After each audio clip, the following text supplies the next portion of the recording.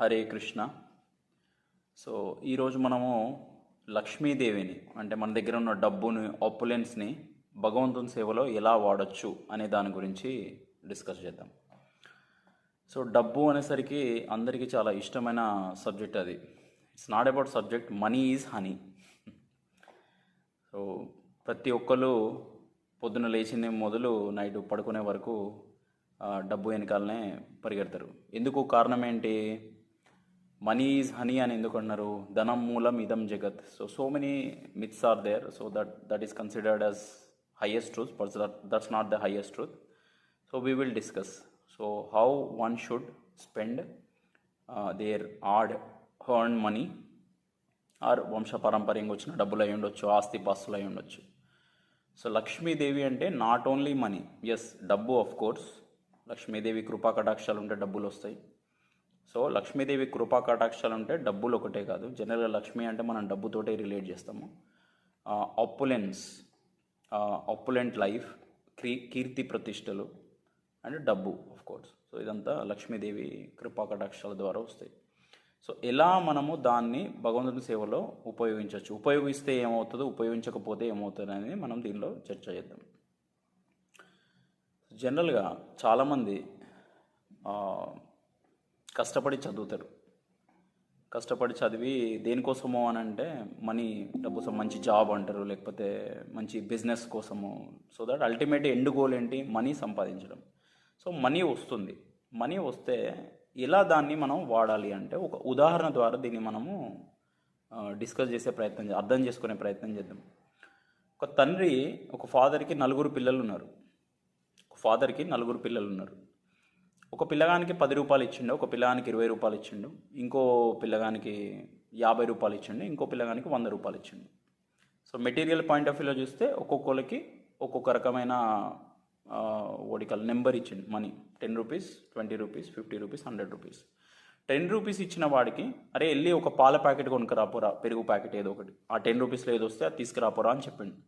అలాగే 20 రూపీస్ వాడికి అంతలో ఎంత వస్తుందో అదొకటి కొనుక్కరమ్మన్నాడు. 50 రూపీస్కి ఒకటి, 100 రూపీస్కి ఒక చిన్న 2 కిలోల బియ్యం తీసుకురాపో అని చెప్పినాను, for example. This is the crude example, but it will help us to understand the deep subject matter. So మనము ఈ ఇన్స్ట్రక్షన్ని పక్కన పెట్టి మన నలుగురు పిల్లలు ఆలోచిస్తారు అనుకో, నాన్న నాకు 10 రూపాయలు ఇచ్చిండు, వాడికి ఎందుకు 50 రూపాయలు ఇచ్చిండు, వాడికి ఎందుకు 100 రూపాయలు ఇచ్చిండు అని ఈర్ష్యా ద్వేషాల మధ్యలో కొట్టుమిట్టాడుతుంటారు. పర్పస్ అనేది మిస్ అవుతుంది. అలానే మనందరం కూడా సొసైటీలో చాలా హెచ్చు తగ్గులు ఉంటాయి. ఒకరు పేదవారు ఉంటారు, ఒకరు మధ్యతరగతి ఉంటారు, ఒకరు అప్పర్ మిడిల్ క్లాస్ ఉంటారు, కొందరు రిచ్ ఉంటారు. యాక్చువల్గా ఎవరైతే పూర్ ఉన్నారో రిచ్ని చూసి వాళ్ళు జెలస్ ఫీల్ అవసరం లేదు. మనకి ఈ ఎగ్జాంపుల్ కనుక అర్థమవుతుంది. ఆ పూర్ భగవంతుడు వాణ్ణి ఈ ప్రపంచంలో తీసుకొచ్చిన మిషన్ వేరు. ఎవడైతే సోకాల్డ్ రిచ్ ఉంటాడో వాణ్ణి ఇక్కడికి తీసుకొచ్చిన మిషన్ వేరు.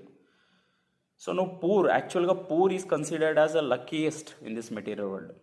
Everybody will be shocked. అదేంటది? డబ్బులు ఉంటే కదా లక్కీ అంటే, పూర్ ఎట్లా లక్కీ అవుతారు? So same case. ఎందుకు లక్కీ పూర్ అని అంటే, సో భగవంతుడు మనకి ఆ పూర్ ఫెలోకి తక్కువ సర్వీసెస్ ఇచ్చిండు with respect to money. Money ద్వారా ఈ సంసారంలో, ఈ ప్రపంచంలో చేయాల్సిన సర్వీస్ అనేది తక్కువ వాడికి. ఎవడైతే రిచ్ ఉన్నాడో వాడికి ఎందుకు ఎక్కువ డబ్బులు ఇస్తాడు అని అంటే, వాడు ఆ డబ్బు ద్వారా భగవంతుని సేవ ఎక్కువ చేయాలి కాబట్టి భగవంతుడు ఇస్తాడు. కానీ మనం అదంతా చేస్తున్నామా? అదంతా పక్కన పెట్టి దేనికి వాడుతున్నాం డబ్బుల్ని? మన సెన్స్ గ్రాటిఫికేషన్ కోసం వాడుతున్నాం.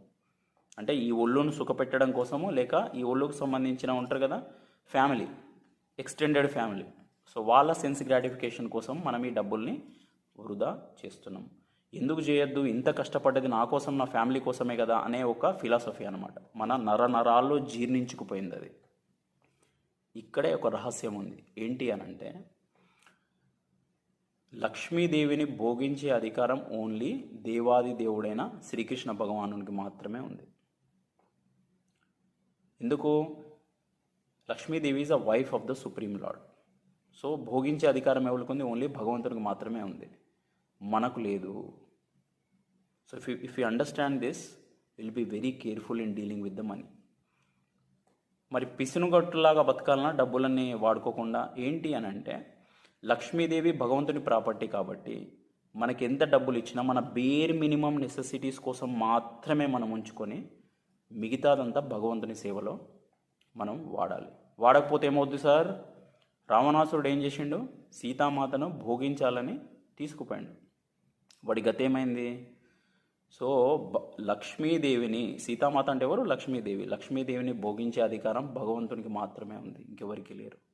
మరి నా దగ్గర కోటాను కోట్ల రూపాయలు ఉన్నాయి, ఎట్లా మరి అంటే, if you are not utilising that money in the service of the supreme lord, you are considered as most unfortunate.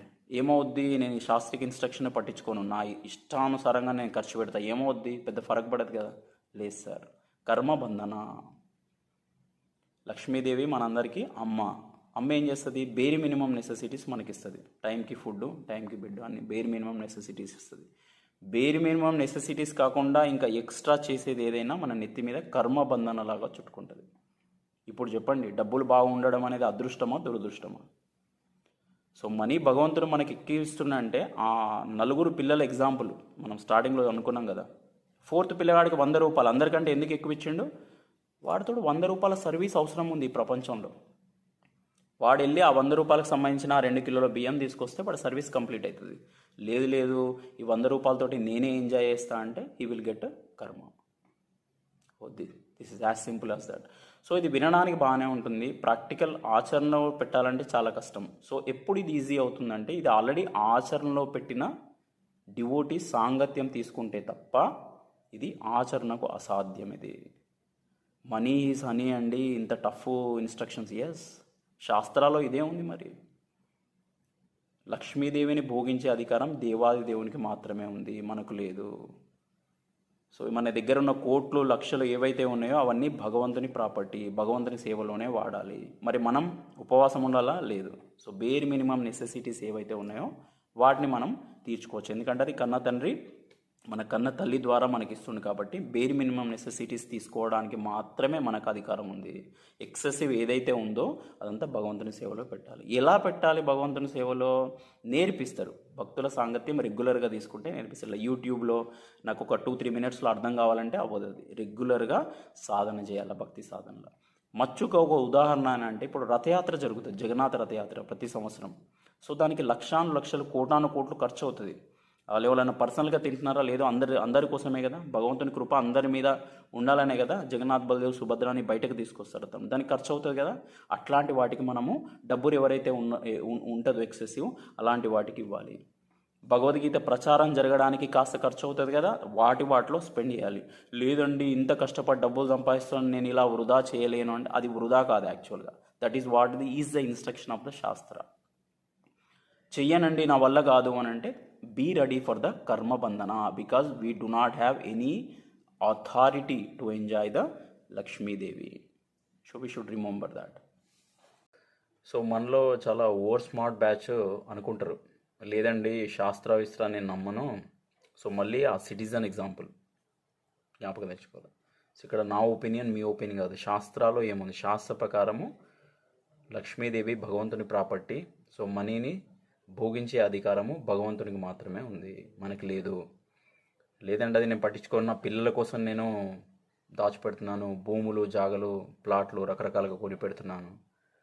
కర్మబంధన అంటున్నారు. ఏంటి ఆ కర్మబంధన?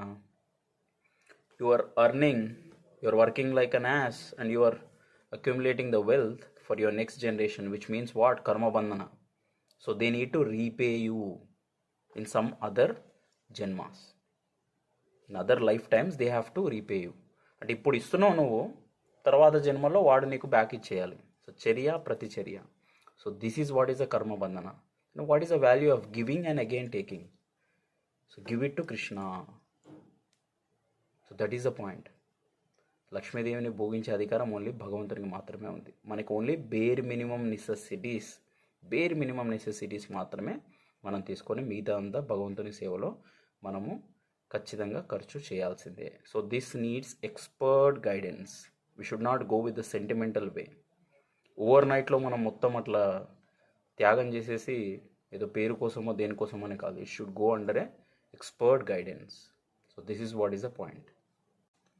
I hope you got some clarity. Hare Krishna.